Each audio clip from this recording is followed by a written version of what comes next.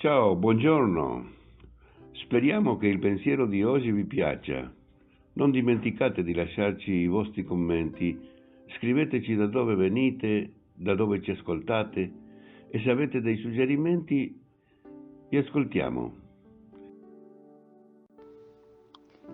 Pensiero del giorno giovedì 18 settembre.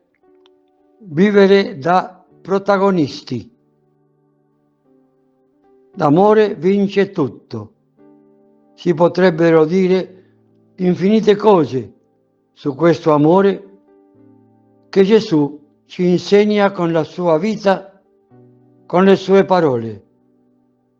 Ma oggi vorrei sottolineare solo due punti che tuttavia sono di fondamentale importanza.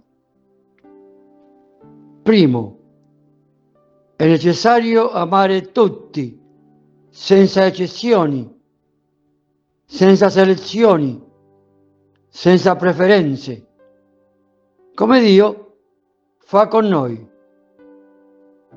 E qui si tratta di amare l'amico e il nemico, il simpatico e l'antipatico, il professore e il vicino di casa, il postino e il compagno.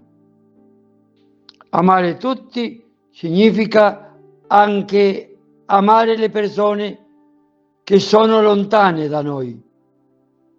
Secondo, il secondo punto, è necessario essere i primi ad amare. Normalmente amiamo quando ci sentiamo amati. Rispondiamo all'amore che ci viene dato e se non ci arriva, no. È molto meglio prendere noi l'iniziativa, essere noi i primi a dare un segno di amicizia, di perdono, di volontà di ricominciare da capo. Provate ad amare in questo modo. Sperimenterete una grande libertà, perché siete voi i protagonisti. Giovedì 18 settembre, vivere da protagonisti. Messaggio di Chiara Lubick ai giovani in occasione della Giornata Mondiale della Gioventù. Germania 2005.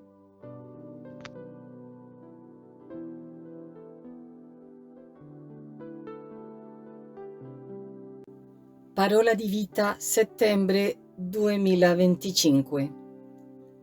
Rallegratevi con me perché ho trovato la mia pecora, quella che si era perduta.